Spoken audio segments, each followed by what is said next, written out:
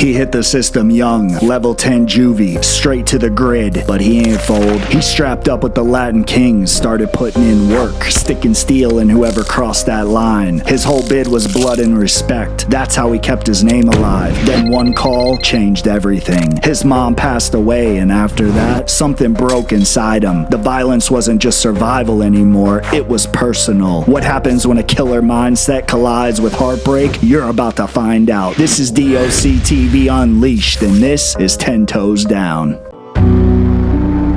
And here we go.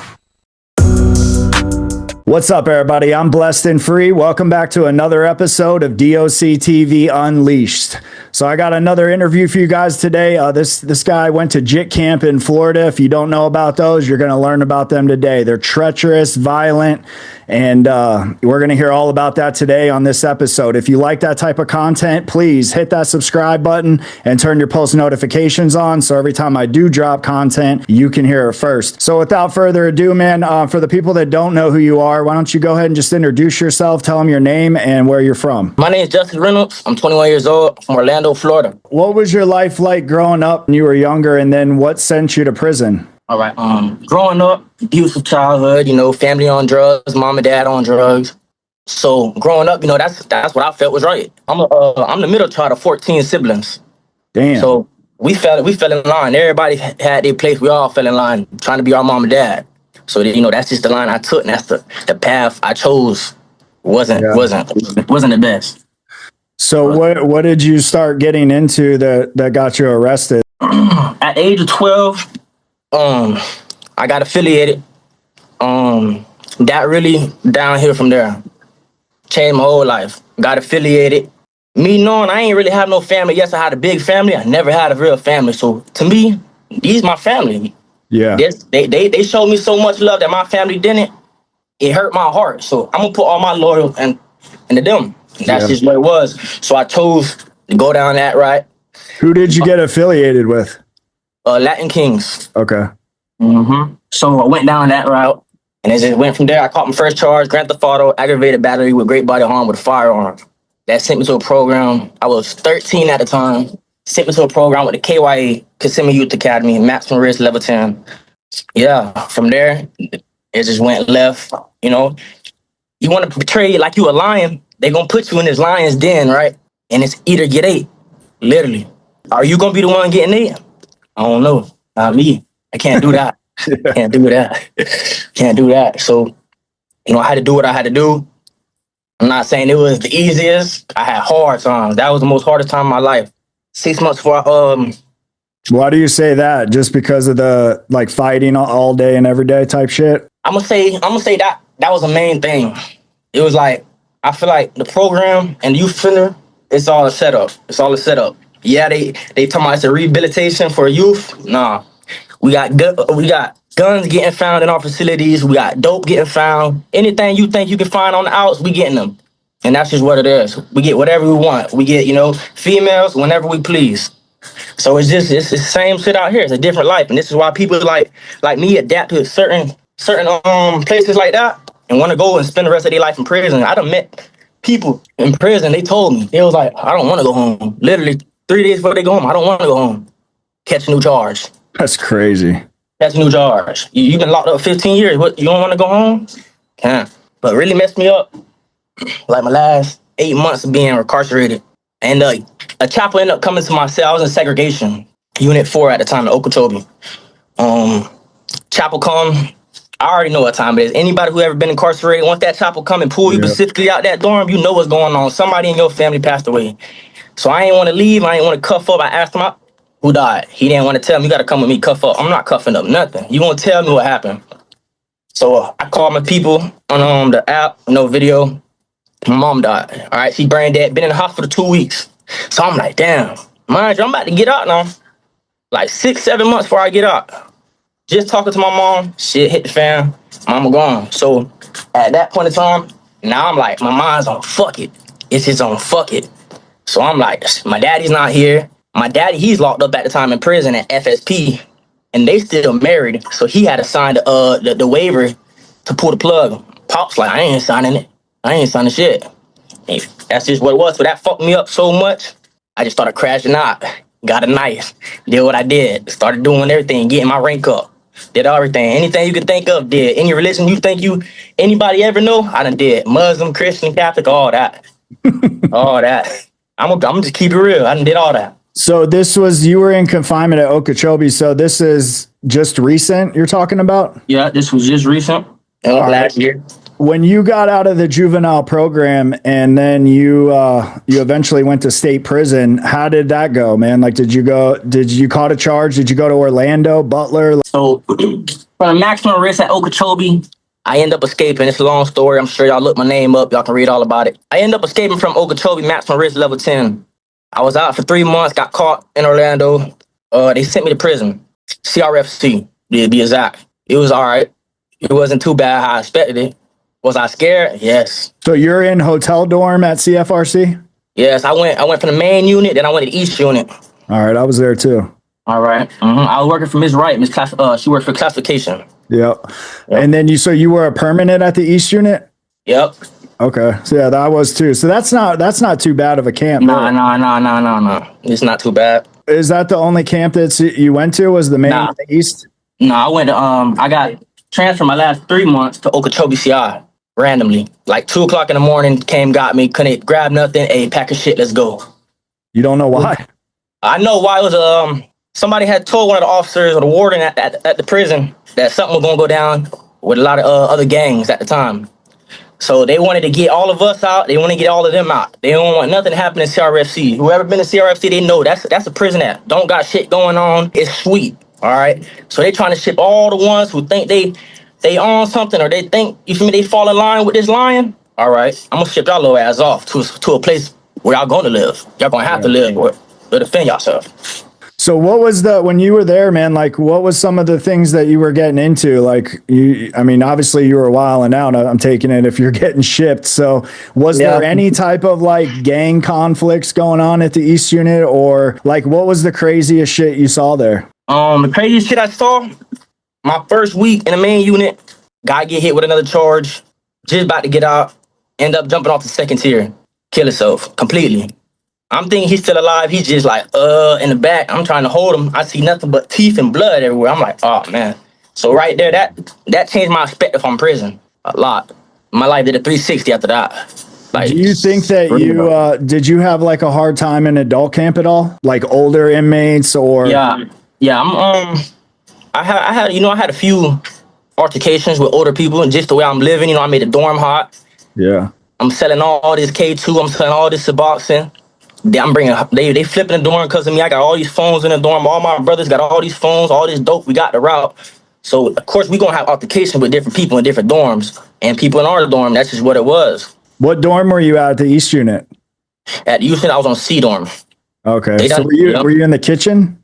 No, I was in classification. Oh, okay. Yep. Yeah, I was in hotel dorm. That's where all the shit was coming in when I was there. Outside the gate, the work squads were bringing shit in. But the Kings had it on lock when I was there. But that was like 2010. But y'all were deep at that camp. CRFC, it was like 15 of us. Who was really deep? Zopound. Really? Yeah, they weren't even there when I was there. So that must. Zopound was so deep, and that's the main people we got into it the most. I respect every nation. Don't get me wrong. We got into it with them the most. You feel me? But mind you, there's just like this whole bunch of other gangs. There's like 1,000 other gangs in prison. Literally, you got real gangs, fake gangs. You got some sissy gangs. It's just crazy. It's a whole nother life. So what was it like, man, going to Okeechobee, being at that sweet camp like the East unit, and now you're at like a main compound? My first day in Okeechobee, TOH at the gate. Okay, so you get off the bus, you go to your classification, they tell you what dorm you're in, you roll up. Walk to my dorm and roll with the bed roll up. They give you the see-through bag, you put all your stuff in it, roll the bed up. All right, you going now? I'm talking about, listen, I ain't even stepped foot in the dorm yet, Okeechobee. Hey, come here. TOH him right now. I'm looking like, what? Is this your own brothers that are doing it? Nah, at the time, they ain't know I banged on nothing. So before I'm getting in this grid with this Zoe, he like, you bang? I'm like, yeah, what's up? I'm a king. All right, hold on, let's stop there. He stopped right there. He's like, hold on, little bro, I got you. Go get my brothers. My brothers come in there. They do what they do. They check me, do whatever they need to do. After that, My brother's like, hey, get his ass, manito. It ain't nothing. We just latched his eyes. And after that, that started the war because I'm that type of person. I was so young and hot-headed at the time, and my mind was just so fucked up. I couldn't take no L at the time. I wanted revenge. I wanted revenge. You beat me in hands, I got something for you.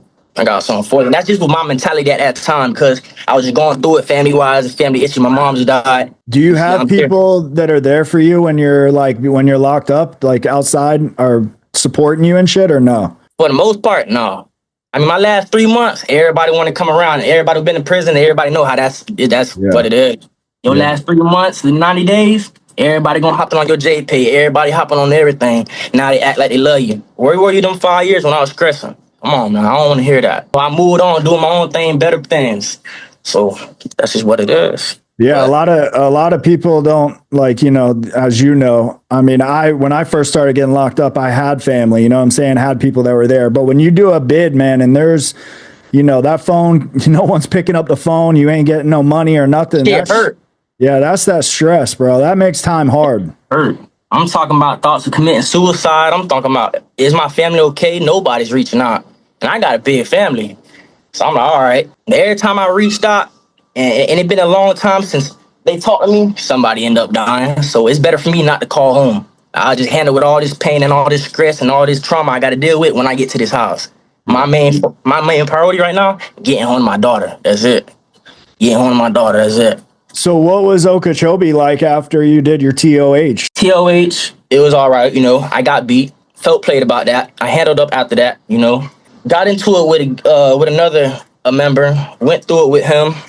My brothers end up getting through it. I got V'd for it actually, because I was in the wrong. But That's violated for the people that don't know. Yep. So what happened there? I was pinning CM before I left. We went to trial. I ended up stabbing somebody. Any nations know you're supposed to get that command. You're supposed to get up top to do any of that before you do anything. All right. And I just took it upon myself to do it. I wasn't trying to see nothing my brother say. I wasn't hearing nothing. You're going to have to show me and I'm going to deal with the consequences later. I was just so young. Fuck it. What's going to happen? You're going to beat me up. I'm going to wake up the next morning. So did you do, you were in confinement, you said? The CM's at Okeechobee now? No, there ain't no CM. No? I was pinning CM at Okeechobee, like not even 13 days before I got out. And I got out, lost all my game time. It's crazy, right? Classification Miss Wright, CRFC, recommended me. I guess she sent an email saying he needed to get some type of game time. He's going through it. His people just passed away. 13 days. They gave me 13 days game time. I got out 13 days early. I ain't even know. That's crazy. Huh? So looking back, man, are you on paper now, or are you free? I'm free. Okay. I'm free. So how do you think doing this time at these juvenile programs and then going to adult prison, like how has that affected you now? It changed me in a lot. It changed my point of view. It changed all that. Everything. How I look at individuals, how I look at people, how I look at men. Men are dirty. Feel me? So I feel like I grew from that. I learned you dealing with people like you, but different, from different areas. So now you finna learn from everybody. So Right. now you just taking all this in. Is it two things you gonna do? It's gonna make you or it's gonna break you? Which one? I'm not letting it break me. I won't. What was the most corrupted thing you saw, like as far as the prison guards go? They were sending hits. They were sending a lot of hits. What? That's point blank, especially in OCI. I'm gonna keep it a buck. I went through it there, mostly with the members. The COs have my ass the worst though. They're so dirty. So dirty. So they're like what, tied in with one of the gang members, and if Yup. there's some shit that That's pops just off, what it is. That's just what it is. And them gang members are gonna slide for them. That's just what it is. Don't ask me why. They slide for police. I don't know. But hey, that's them. crazy. That's how they get their dope. That's how they get their cigarettes. They get everything like that. So I'm gonna let them do them. I'm gonna stay in my lane. That's crazy. I never heard that, man. That's nuts. Yeah, right now the institution right now is corrupt. It's all corrupt. It's fucked up. How is it as far as like, how's DOC as far as funding and all that? I'm hearing like they're broke. You get like one uniform type shit, no brand new blues, none of that. Is it like that in there, or are they like trying to build it back? CRFC was like that. Before I left CRFC, they just started getting new everything. Shout out to Pando out. Pando out, they'll come and they'll just everything, you know. ASAP preach. They all go out there and hand out shit, donate. So what would you say that your hardest day was the day you were informed about your mother? That was the most hardest day. In my mind, I'm like, damn, all right. Which one am I finna go through it with? Cause somebody finna get stabbed. Somebody finna get hit for no reason. I got too much. I got too much pain right now. Somebody has to feel it, and I'm not finna kill myself. But that's just what do you think now, looking back on everything, man? Like, do you still feel the same way about everything that you did when you were in there? No, my life, like I said, it's a full 360. I'm trying to get my life together. I am gonna get my life together. And that shit, it's a whole nother world. I don't want to go back. Nobody should want to go back. Facts. As far as like with being affiliated though, and then wanting to change your life, is that a thing that's possible, or are they trying to get at you because of that? I'm never gonna put this shit down. I'm gonna be honest with you. Now they can't understand where I gotta separate myself for not just my sake, just for my kids' sake, and my other child's sake, and my old lady's sake. I'm gonna separate. However y'all want to deal with that, y'all gonna deal with that, and I'm gonna face my consequences at the end. What's the time and place for everything? So what's the plan now, man? Like, would you have a plan, or what are you trying to do now as far as like changing your life goes? I'm just trying to touch 1 million before I'm 25, and that's the goal. I'm dead ass. I'm 21. I got 4 more years. I'm gonna do it.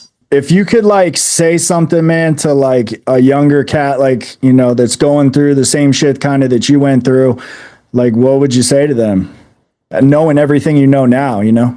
Just keep your head up, bro. This shit only get worse. I'm not gonna lie. I'm not gonna sit here and fake it to you. This shit only gonna get worse for you. Keep your head up. Stay strong. You got this. Your people love you. Don't never feel like they don't love you, bro, because that's where I fucked up the most. Your people love you at the end. Shit, that's it. Really, y'all got this. Yeah. Y'all got this. Change, please. I mean, it's hard though, man. Like you said, when you can't talk to people, and it's easy for your mind to go into that place when you're in prison, especially when you're not talking to people and shit. Facts. That's real. You go through it, like your mind goes blank, and it's just like, damn, all right, I'm lonely. Fuck it. Have you grieved over your mom yet? Or, I mean, I know you went stabbing people and shit, but have you ever like dealt with that? Or are you trying to deal with it?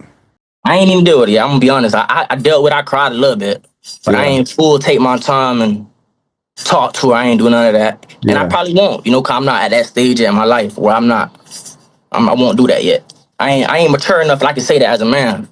I feel you. Yeah, you got to do it when you're ready, man. Right now, I'm not ready. I just got to get my life together, get on track.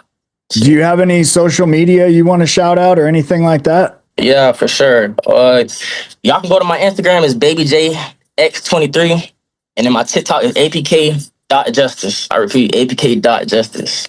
All right. If you want to send me the link, I'll put the link in the description so they can just click it.